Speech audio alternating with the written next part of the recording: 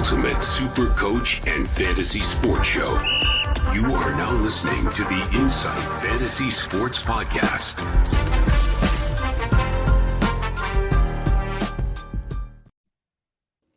Oh my, I did not think I was going to hear that intro for quite some time, and I'm loving it. We've been doing NBL, we've been doing NBA, we've got BBL, we've got so many things going on, but we are doing an AFL live because it is Brownlow night, and we want to win you some money. I'm the Super Coach Hawk. I'm sitting here with my good friend, Mickey Dell, the big horse. We've also got Jakey Skidmore in the house. But Mickey Dell, I'm going to throw to you first. Tell us what is going on in this live. We've actually got a bit going on tonight. First of all, welcome to our subscribers. And for the new people, like, subscribe, get a hold of us down below. Everything's in the description that you'd need. Tonight, what we're going to be doing is we're going to be going through team by team, their high points for the season, their low points for the season, and the top, we'll say 3 from each team as to who we think will poll well. We've got our expert down below. When you're talking about punting, he is top 1 of 1 in my eyes. This man can do no wrong when it comes to a black booker. So we've got the expert in. We're pretty confident that we've nailed a top 3 here, but we're going to leave this to the viewers. So tonight, what we want you to do is, on top of liking and subscribing, in the comments, who's going to win, how many votes they're going to get, and if you're right, a $100 prize pack courtesy of the Standard Squeeze will be heading your way. Stop it. Yo! How you like them apples? Skiddy, welcome. How are you, brother?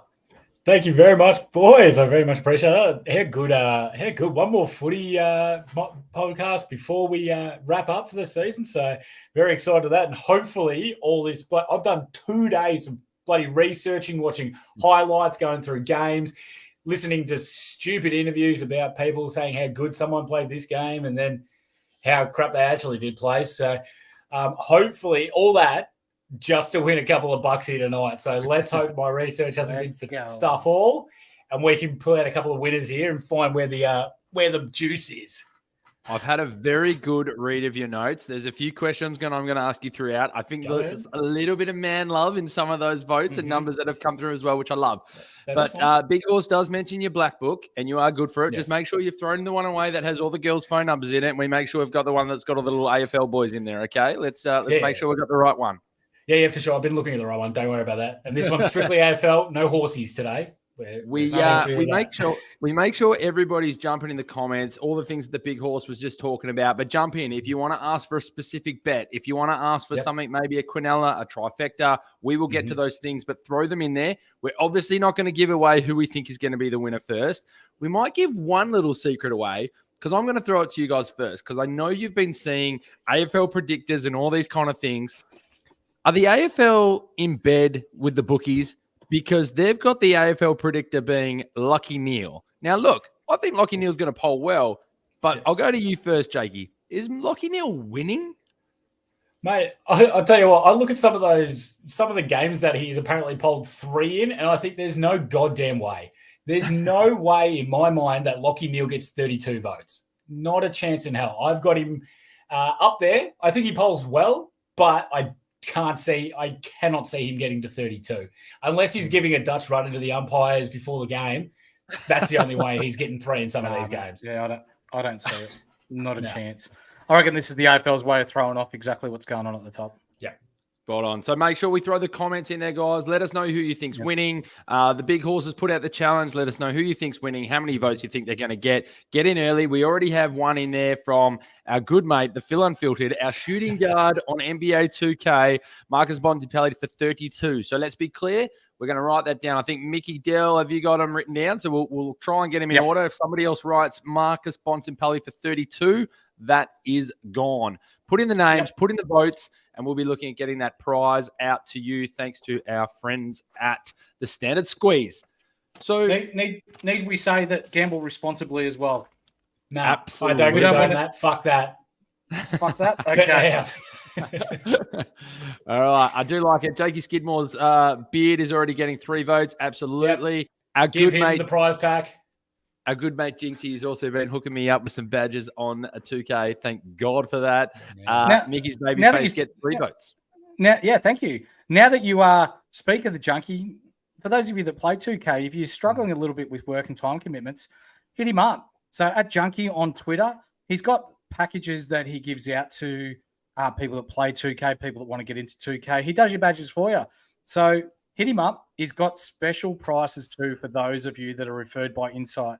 Believe it or not, he gives those people 20% off if you drop the Insight name when you text him, which when you're spending $100, saving $20 is a big deal in today's day and age. So comment Insight when you hit up Junkie for those badges, the grind. He'll do it for you. And like you know, Robbie, only takes a couple of hours and your player goes from 0 to hero.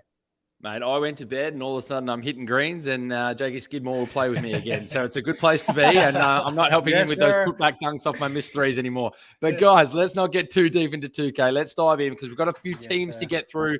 I got a feeling there's going to be plenty of comments in and we have to make sure we get to the end and tell everybody who we think our 1, 2, 3 are and where those bets need to be. So we start with Adelaide. I throw to you, Mickey Dell. Tell us a little bit about Adelaide's season and then we'll throw to Jakey on who he thinks is going to be the most Brownlow relevant. Yeah, Adelaide started off like a house on fire, didn't they? They were firing early.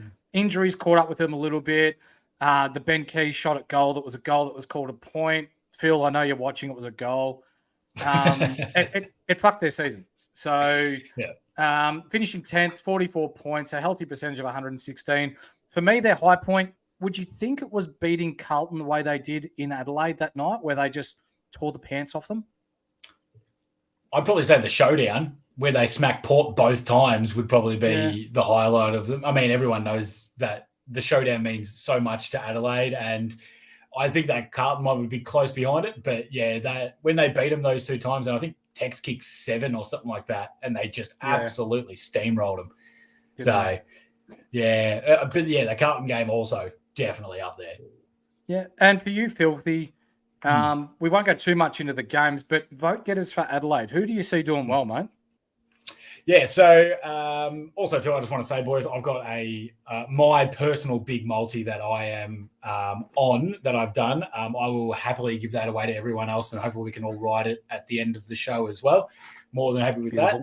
I'm pretty sure it's around, I think it's about $8. I've got a German on it, so I'm happy with that. And then I've also got a little bit more of a fluffer if you're feeling a little bit spicy too.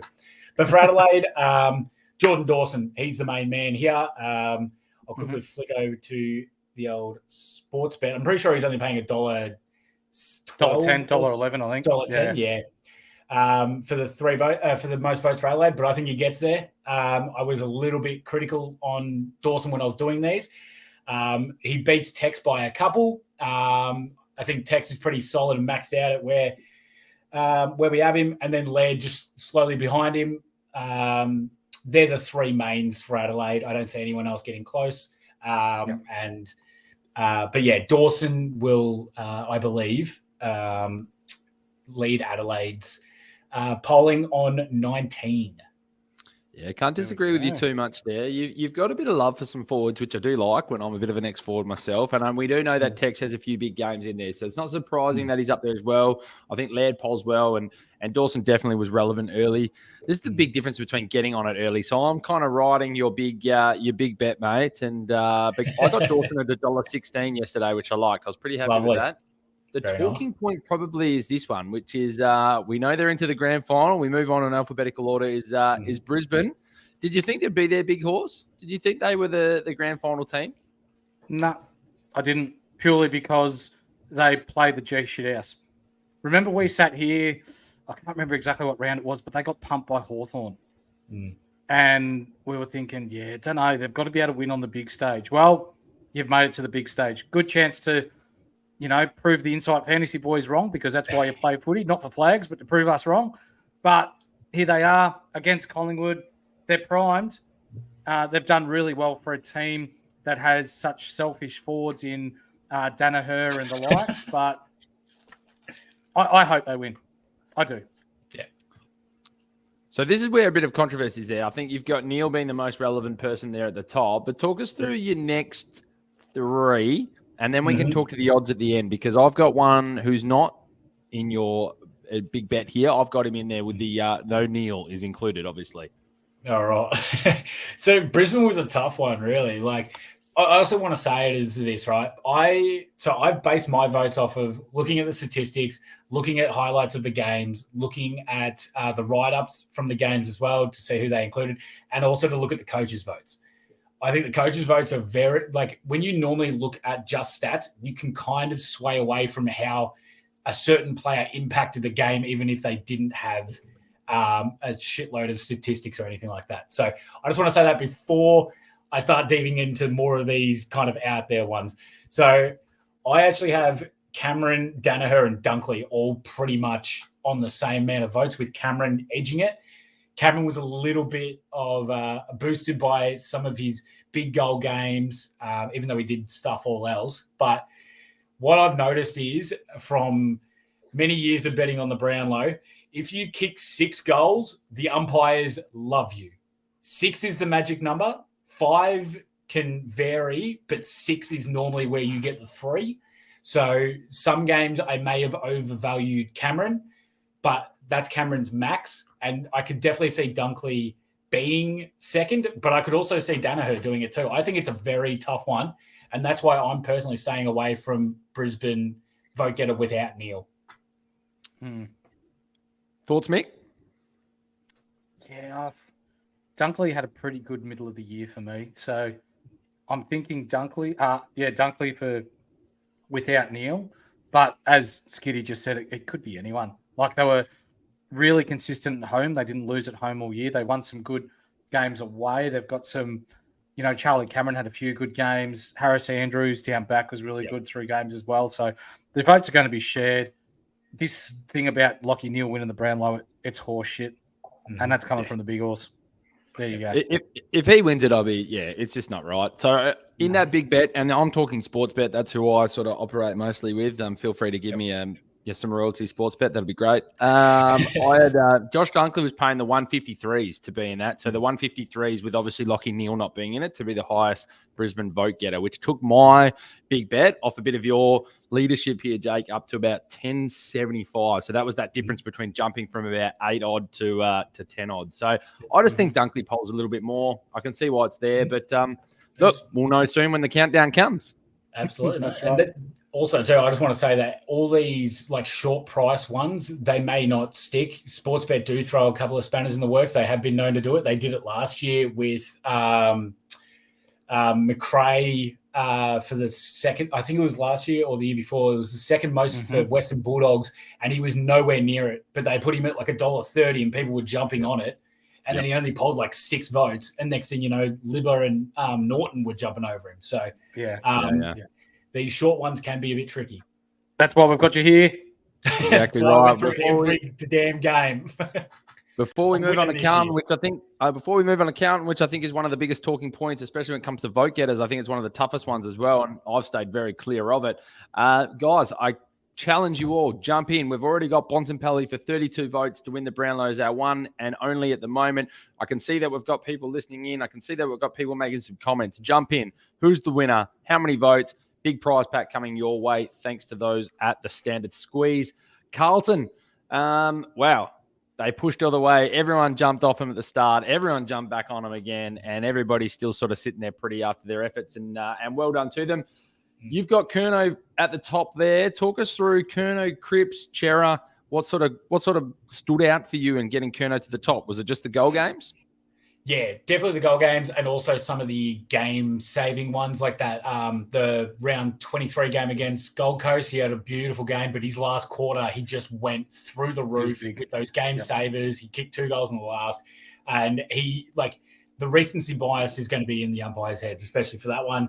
It's those ones. And believe it or not, there's a lot of games where Cripps doesn't get near it, and the coaches' votes replicate that. And it's Newman, it's Chera, it's Doherty, it's Walsh in some, but it's always Curnow. Curnow is always up there. Mackay's not taking votes from him. So I think Curnow, I'm pretty sure it's $1.85 for Curnow now. So he's come in from $2 yesterday.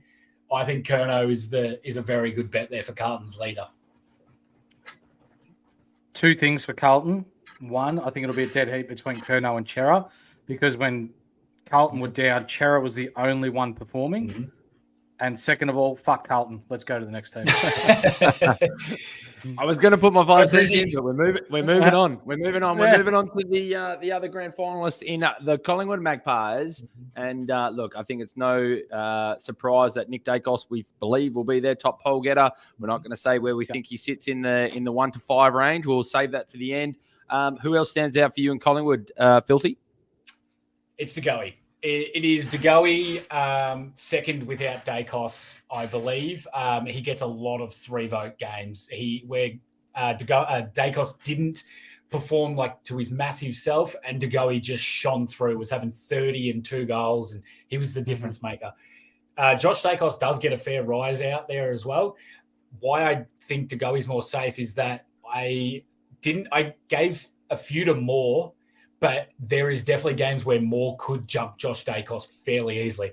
So De Goey without Nick Dacos, I think is bang on the money.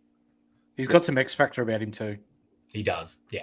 Which is catch it to the eye. Yeah. Dacos polls in more games maybe, but De Goey definitely gets more threes. Absolutely. We'll go to your boys, and I'll throw to you, Mick, for Essendon, because we'll punch through these so we can start getting into some of our fantasy bets as we get through. Essendon, who do you see being relevant there, mate? Zach Merritt. Yeah. That's it. Yep. That's all. Parrish has a good start. Yep. From an Essendon point of view, Martin had a fairly good first half of the year, died off in the second half of the year. Cole Langford, from a role point of view, played well, but no one really stood out. From going as excited as we were in the first half of the season to being fucking ordinary towards the end, pretty glad the season came to an end. See you later, Dodoro. Finally, we get someone in that could actually pick half decent side. And yeah, look forward to next year. So without Merritt, I think Parrish and Nick Martin, it'll be pretty even. Except that market's not there. But what I will say, to poll a vote, Caldwell to poll a vote. I think he's at like $1.20 or something like that, but it's a nice fluffer. He really will well get it against North Melbourne. Yeah. He gets. Merritt's still giving $1.16 to be the most votes for Bombers. I mean, that's pretty juicy. I think he's clear favourite to get the most votes. We move on anyway. Yeah. Speaking of disappointing seasons, Fremantle Dockers topped off with a Doig medal quite comfortably for Fremantle was Caleb Sarong. No doubt Brayshaw's going to poll some votes as well. I think Jackson finishes off pretty strong, but for me, it's Caleb Sarong to definitely top off Fremantle. I'm assuming he didn't pay too much though, Jake, because we didn't include him in the big one, did we? We should have. Because it's we did. Happening. We did. I got him at $1.16 as well. Yeah, beautiful. No, mate, this is the thing about the Brownlow multis. We're not looking for massive prices. We're looking for everything just to build on it. We're going the safety bets. We're building on it, and then we can do the safety bet, and then we add to that with a bit more value where we see.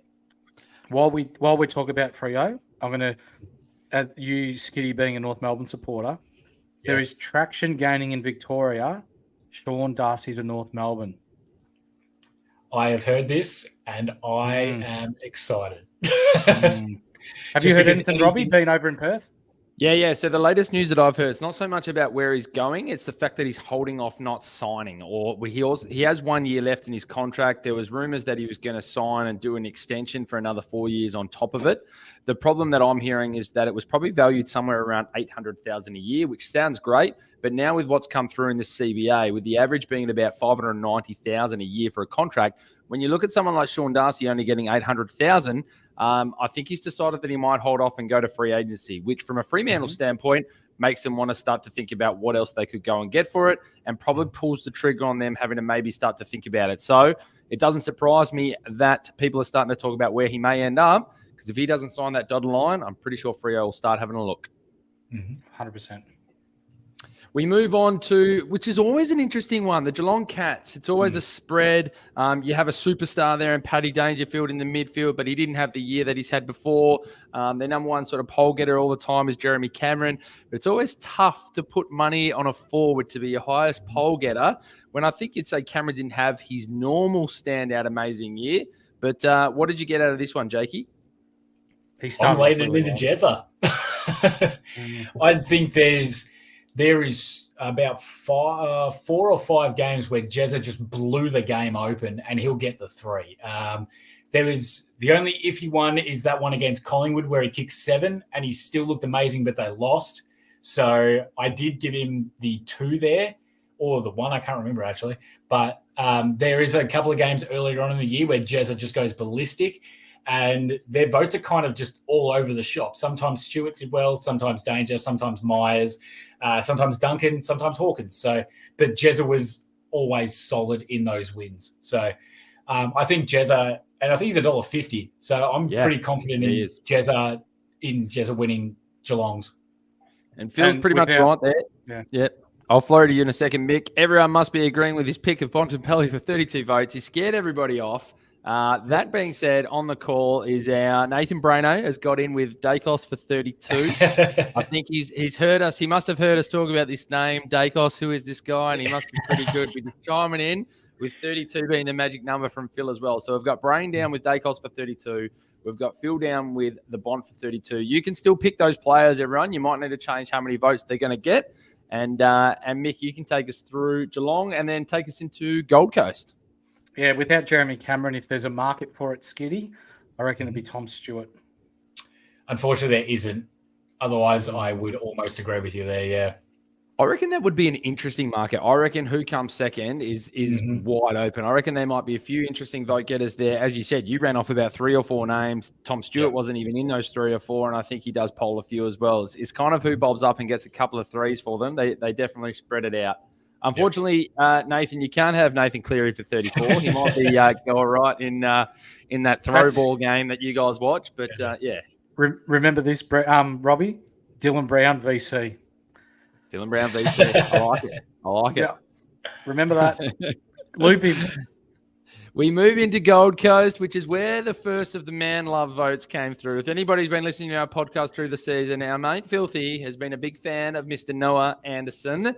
And I feel like you should have just put an extra 0 at the end there of how many votes you thought he was going to get. You're that excited. But you have him as a clear standout for Gold Coast. I do. And actually, the Coaches Association votes would also agree that he was the clear standout for Gold Coast. So I may have maxed his vote potential at the moment at 21, but I'd see him he'd get no less than 17. I don't think. There's some iffy games where they win. He has a good game, but like no one really has a good game for the Gold Coast. So you kind of like, when that happens, you kind of just rely to the superstar. And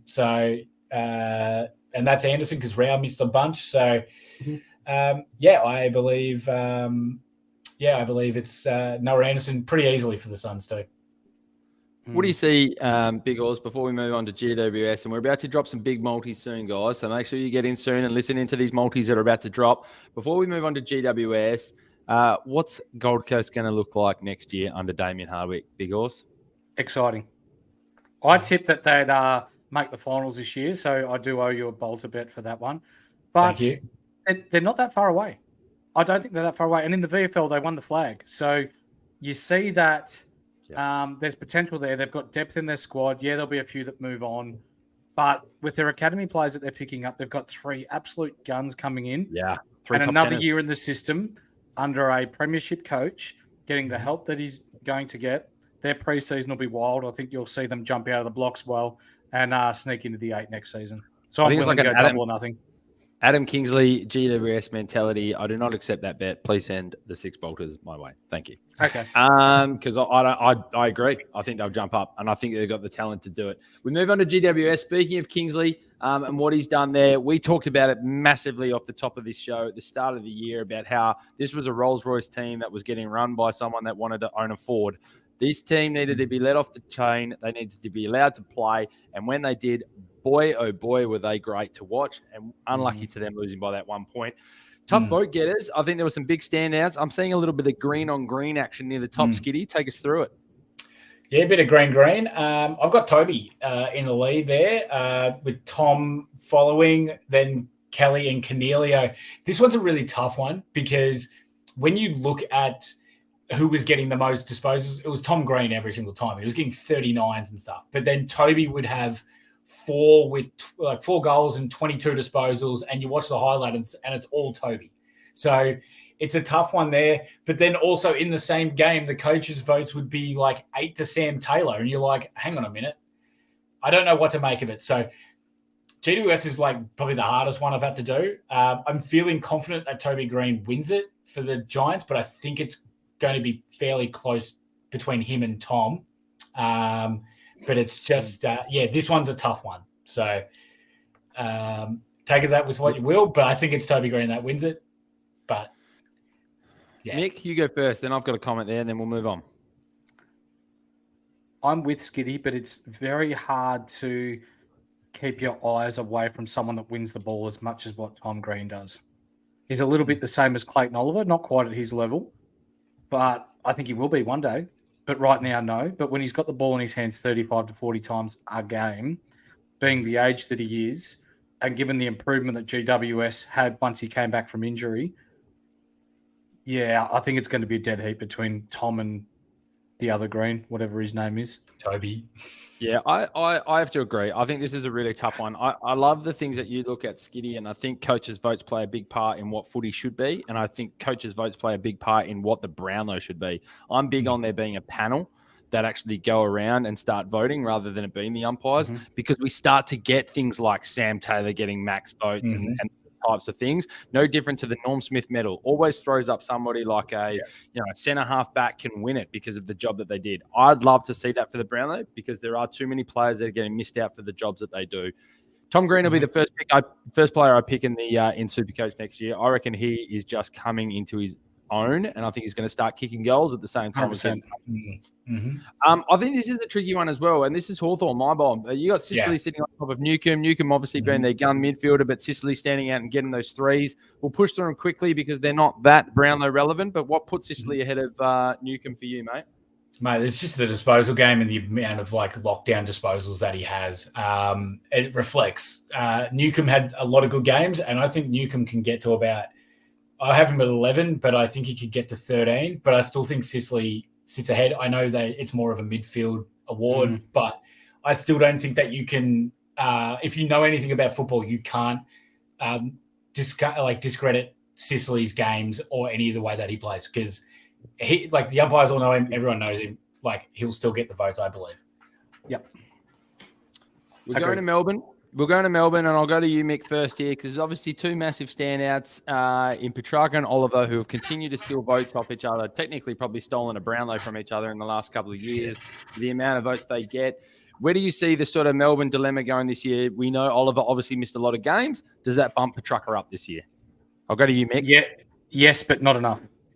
I think Oliver starts the year red hot and polls really well early, which will take votes off Petrarca, which will leave him too far behind to catch up because he does finish the year really strong.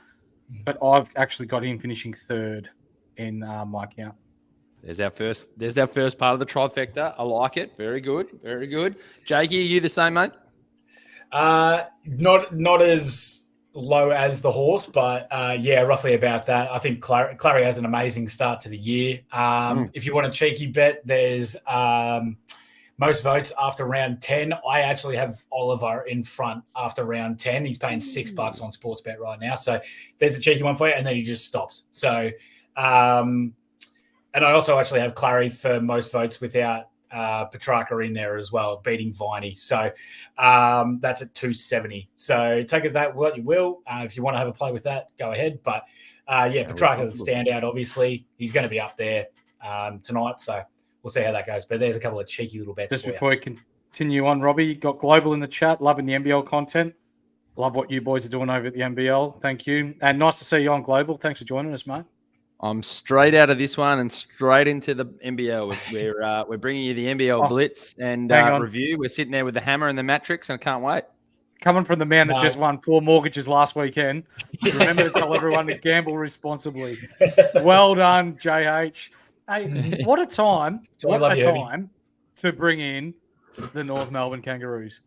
It's as if he knew. He was listening along. He was doing his ABCs in his head. He's probably reading a bedtime story to his son, and he's ready to step in for Mr. LDU lifting those 7-11s as we go along. We do have North Melbourne, and I'm pretty sure LDU sits at the top. There's not going to be many votes there for North Melbourne, but is LDU getting the win, or is Larky stealing a few with a couple of his big goal games, mate? You say 6 is the magic number. I do, but it's not enough to knock off LDU. LDU wins that, but Suv, I believe, does get the most without LDU in there. I think he's $1.25. Nice little fluffer. You'll take that. Carry on. That's all we need. Let's move on to 2024. And the AFL today coming out.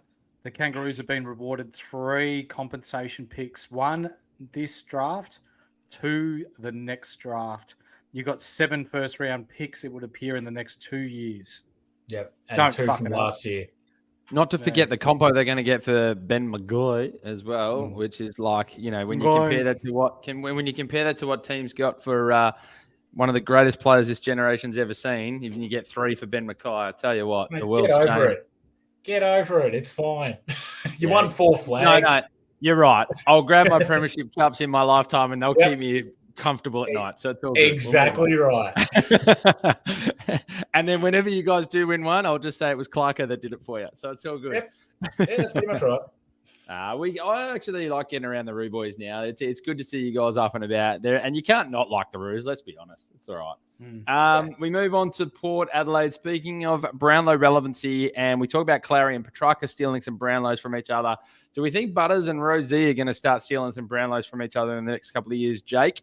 Considering one of them could actually take it from the other tonight, how do you see the Butter Rosie numbers heading into tonight, mate? Let me just say, they poll well. During that stretch where Port Adelaide won, 14 in a row? Geez, and those two are the spearheads of that. Dan Houston, I think, steals 1 game, I think. Finlayson may steal a vote here and there. Horn Francis steals 1 game. The rest is all Rosie and Butters. I have Butters finishing on 29 votes, and Rosie steals a few of them from him. I also see Rosie's pretty high up there as well, top 10 finish. So, they could be doing the old Clary Petrarca for the next few years for sure. I think, and then even add Horn Francis into it. I think he will step up and start getting a few more votes in the coming years. I think. We've got to give the news to the people. That's all. I think he'll start to show a little bit more and steal a few. But look, I think you're exactly right. I think it's exactly why I don't have Butters in my trifecta tonight. That said, I think I want to put a sneaky one in there with him in there just in case, because he was, to me, their best player, especially during that streak. You, Del?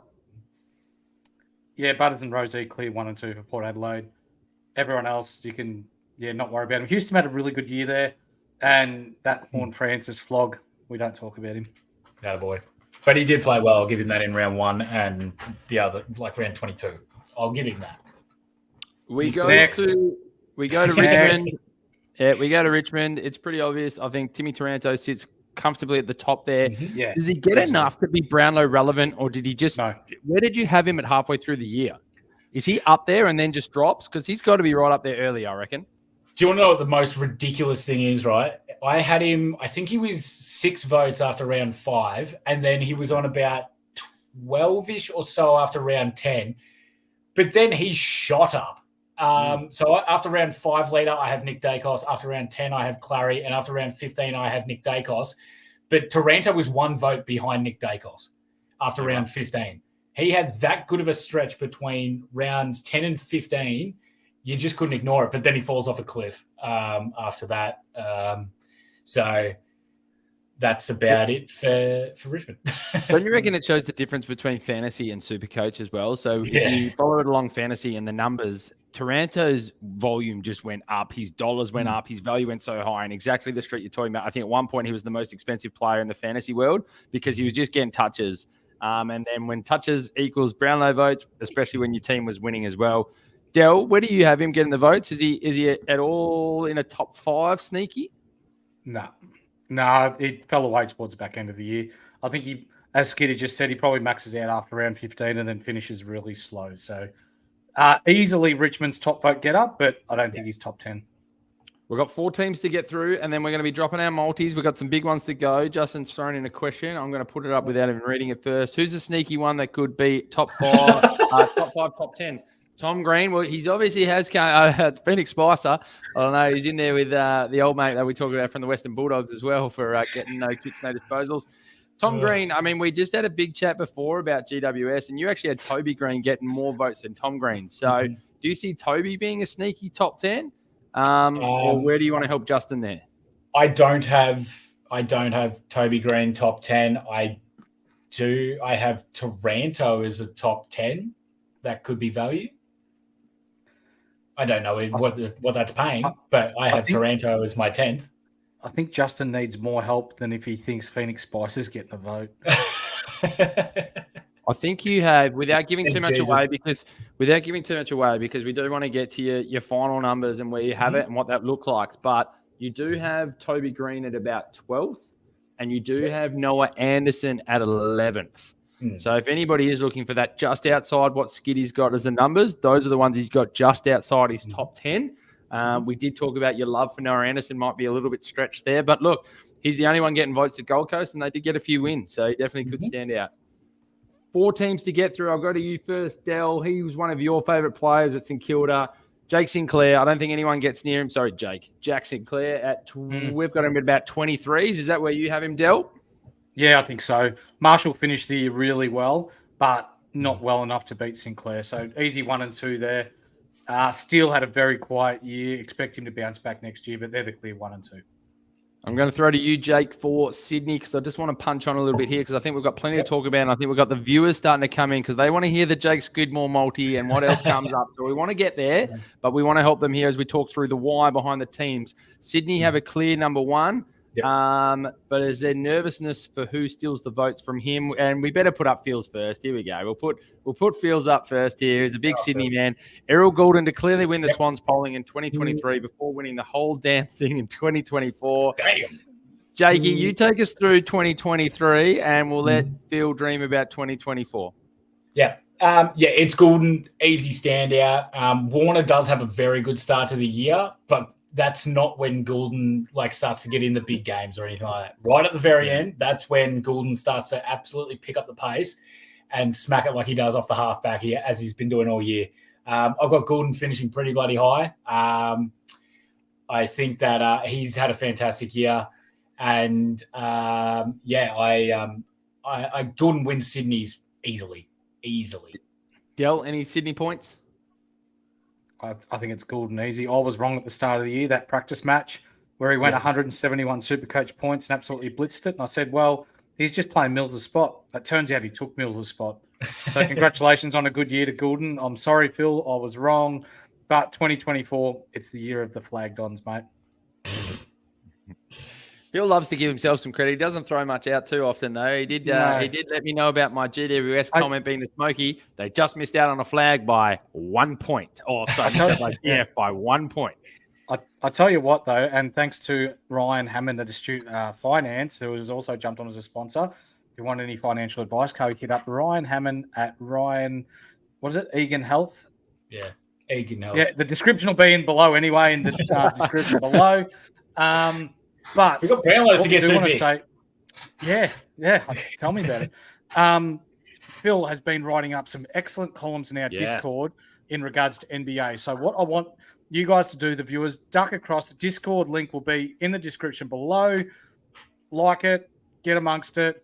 Phil throws out plenty of advice. He's an ex-writer for NBA, and he's doing it for our viewers, our fans, our subscribers. So get around it. We move on. We've got 2 teams, one that really isn't relevant at all, so I'm going to brush straight past them. West Coast, Kelly to get the most votes. The next best is about 2 votes. So we move on to the Western Bulldogs, who are very relevant, I believe, in tonight's Brownlow count. They have a guy named Tom Liberatore. Oh, sorry, Marcus Bonner. Before you go on, West Coast, I see it interesting. You think Shuey's going to get 2 votes? So, 2 or 1. 2 or 1. Yeah, they lost the game, but he had a ripper. He tore that game apart. I think he had 31 or 32, and I think he actually tied for the most coaches votes that game. And he just, when you watch the game, he blew it. So I think there's a couple of cheeky ones in West Coast. Him, Jermaine Jones, and Jamie Cripps all to poll 1 vote. That you can throw that in the in that one because if Jermaine Jones doesn't get one for that when they beat GWS in round 2, I'll eat a sock. He has to get a vote for that. So Shuey did more hamstrings in the year than votes. Well Correct. So Bontempelli, obviously the clear winner for Western Bulldogs, and I'm assuming Liberatore's the clear winner without Bontempelli in there. Look, I think we need to dive in. Yeah, you go.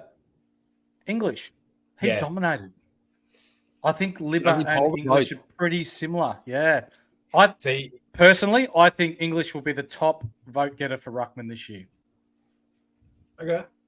I have gone just because there's more of it. But I can definitely see where you're coming from. And that's what worries me about Bont. It's the English factor. Because English had some massive games. I've given Bont the 3 in those games, but it wouldn't shock me if English just came over the top of him and took the 3, because I thought English played better, but some other people don't. So Bont's the biggest fluctuation in this Brownlow, I believe. I think he's got a very high ceiling, but he could also be dropped pretty easily as well. For sure.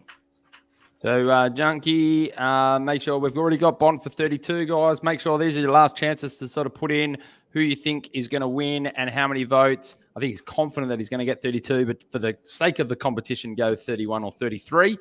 Let's dive in now. I'm sorry, quickly on that. I don't think English will poll as many votes as you think. Why? Because I don't think he kicks enough goals, and he's so super coach and fantasy relevant. And this is exactly why, though, I think we should have a different group that votes, because he's exceptional. And I think he had a phenomenal year and should poll more votes. Yep. Where do we want to go with this? Jake, do you want to give out your big multi first? Let's start there, because I think that summarized well what we've just done. So your big multi there is gamble responsibly. Hell no. Always gamble responsibly. We're here for a bit of fun. We're not here to win 4 houses. But let's have this is my safe multi. This is the multi that I believe is going to get up. I have put a good amount on it, so I'm pretty happy with it. It's Dawson most for Adelaide, Lockie Neal most for Brisbane. Don't put the Lions without Neal. There's too much fluctuation in it, I believe anyway. Dugowie without Nick Dacos, Zach Merritt for Essendon, Caleb Sarong for Freo, Jeremy Cameron for Geelong, Noah Anderson for Gold Coast, Suvlaki without LDU, Zach Butters for Port, Taranto for Richmond, Jack Sinclair for St Kilda, Errol Goulden for Sydney, Tim Kelly for West Coast, don't put it without him, and Libba without Bontempelli. That's 14 legs, $8.11. Lock it in. I reckon that's home. I'm happy with that. If you want to feel more spicy, you put Sicily for Hawthorn, you put Toby Green for GWS, and Clayton Oliver without Petrarca. Put those in there. I think it gets you about $24. I'm confident in that. As I said, the Sicily variation's the only other thing in that equation. Do with that as you like. That's how I've done it all. And then obviously good luck to everyone, and hopefully we get up and win some money. Yep, I like the Josh Dunkley without Lockie Neal. I think don't touch GWS. I think there's too many there and too much confusion for what the votes are looking for. But look, you're the expert and giving people what they want to hear.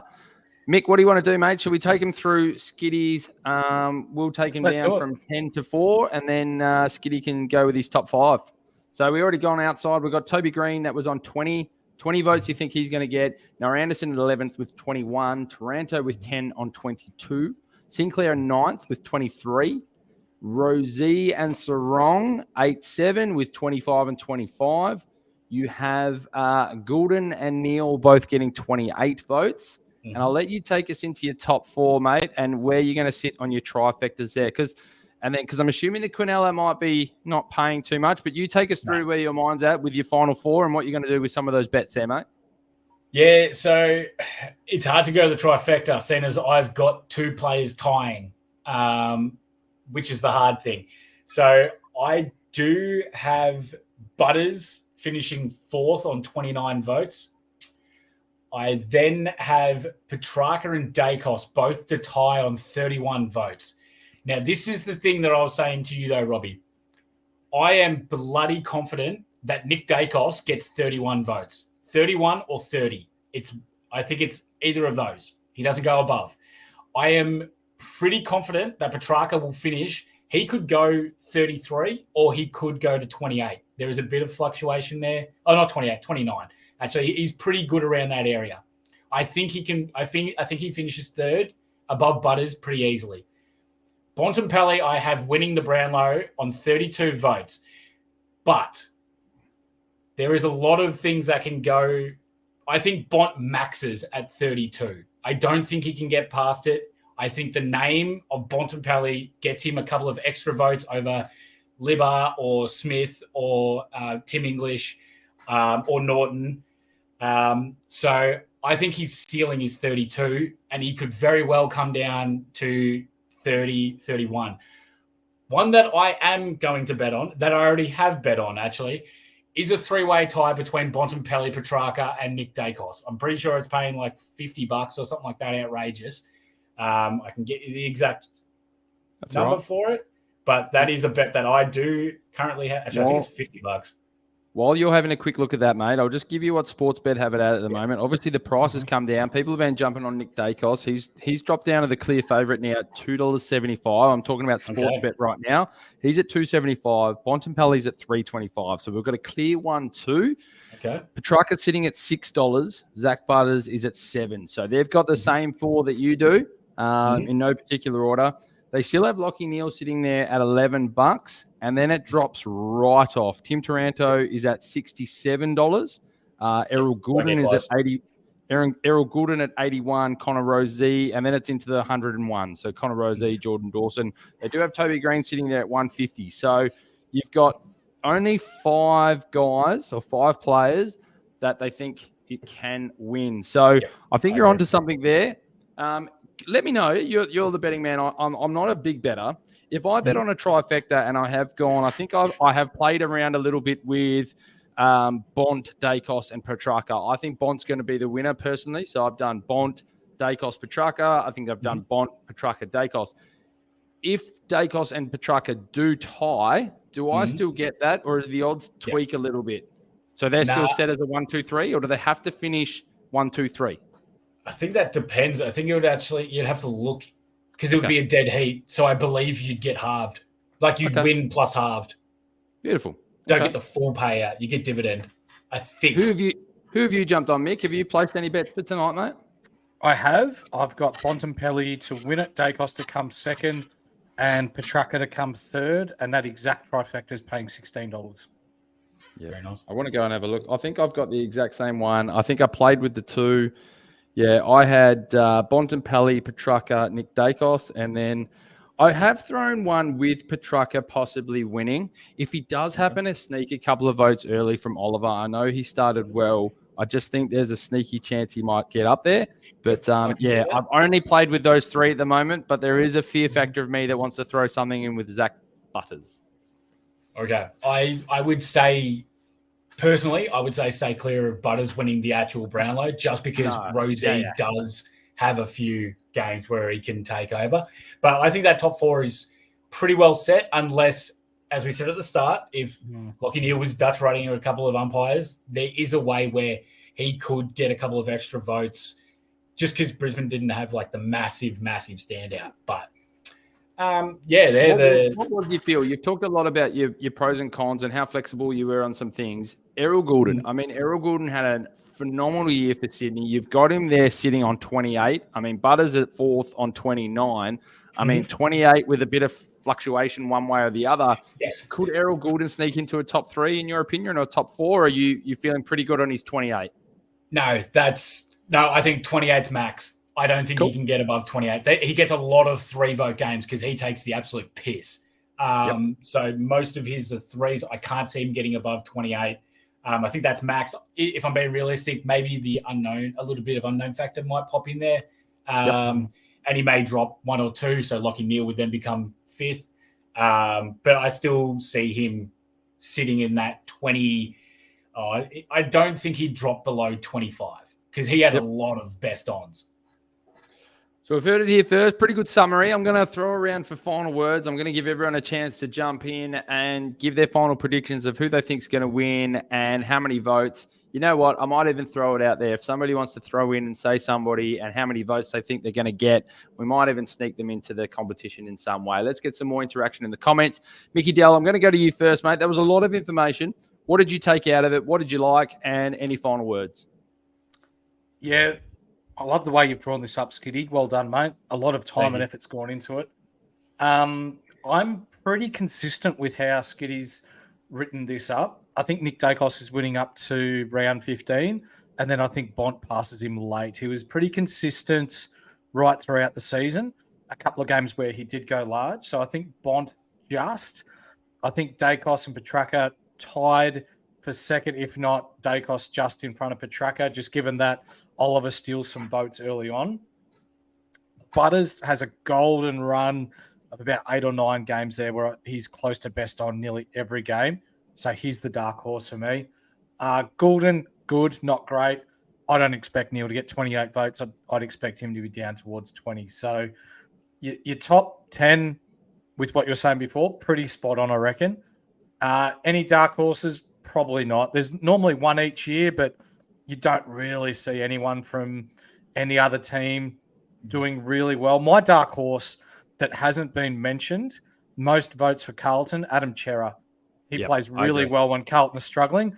And right now, he's paying $10 for Carlton most votes. Okay. My only fear factor is that whole it's their first year of polling vote type thing. So when they get their chance that they're not on the radar and they start getting talked about, and I think that's no different to Errol Goulden. He might miss a couple early and people go, what the hell? But until umpires start hearing names, it plays a factor. Other than the fact that Goulden had that absolute blowout game in preseason, so his name was getting mentioned early. So I think you're right with Chera. I think he polls some votes. I think Tom Green pipes up with a few more votes than maybe what we've got predicted here. Jake, final words from you, mate. You've done the phenomenal amount of work, and we're very, appreciative of your efforts and what you've put in. Final words from you, mate, or any slight fears you have, or you're feeling good about what you've thrown out? No, I'm feeling pretty good of what I've thrown out. I mean, halfway through it, you may have talked me a little bit out of Sicily, but I still feel confident in Sis. But I think it's going to be a great count. Let's hope we all win some money. That's what stuff the count at the end of the day. As long as I win money, that's all that matters. But I think it could be set up very, very nicely as well for this last round too. Because if I'm predicting right, and Petrarca and Dacos are both sitting there on 21, and then they read out the Bulldogs game last, Bont goes for 31 in a win against Geelong. Isaac Smith has 36 disposals, kicked a goal, and played that unreal game to finish off his career. But then the dark horse, Adam Treloar, had 33 and 2 goals. I think that could be one of the most suspenseful games right at the end there, because that's what I'm predicting. Bont's going to be just a bit away, and then it's going to be either he gets there, tie, could be huge. So your headline is injury costs Nick Dacos a Brownlow medal. No, stuff. That's mine. I think it's but what you're saying is Bontempelli only takes him after he gets injured. From the moment he gets injured, you've got Nick in front, and then Bont gets it after that. Yep. If you think back, Nick Dacos was quiet for 2 games before he got hurt, and then he missed. Was it the last 3? Yep. Yes. I think it might have been the last 3. So the last 5 rounds, he's not going to poll. Yep. So whatever he's on at round 18, round 19, that's it. Mm-hmm. Yep, done. So we'll go to the last 31. We just got a comment here. Hugh Winchester. Oh, I think we just clicked on it at the exact same time. Neil, not a chance. We don't have him being a chance. Jakey's got him polling quite well. We've got him sitting there in the sort of top 5, top 6. We just don't think he's going to be the winner. And that's going off sort of Jake's votes. He's gone through round by round. So, look, that might come back and bite us. AFL predicted it might be correct, but we all say no. And we'll give Phil the final word there as well before we sign off. Inside Fantasy Sport, 3 goats. He's done a nice little play on words there. I like it a lot. Phil, you're a massive 2 goats fan. and a horse. Phil, come on, mate. On behalf of everybody here, this is actually the final AFL podcast of the night, unless we want to come on and gloat about our wins. Mick, anyone final words that I've missed? Go for it. Yeah, even though the AFL's not around, guys, we've got the NBA, we've got esports, NBA 2K with some really nice special guests. joining us, I guess, to speak about their experiences in 2K and being drafted into an American league. The NBA, the G Wiz, Filthy, a lot of the guys getting involved with that, with Dan Titus, Alex Colleen, all these sorts of guys, well-known NBA fantasy people from all around the world have been joining us here on Insight Fantasy Sports. So that on top of the NBL, Robbie, Matt, you search NBL Supercoach in Australia. We are the number one that jumps up on your YouTube. Again, plenty of content here, guys. Plenty of good quality content. Plenty of banter. Jump on our Discord as well. There's even a channel if you just want to throw up a selfie having a beer. Go your hardest. We love it. So, guys, join us. Don't miss out on any of the good content. But even though the AFL is not around, we're still here doing other sports. On that note, I'm jumping out because Matrix and the Hammer are waiting for me in the NBL podcast. As we move on, we bring it to all. Jake, it's been a pleasure. As always, Del, love your work. Until next time, guys, this has been the Insight Fantasy Sport Podcast. Peace out.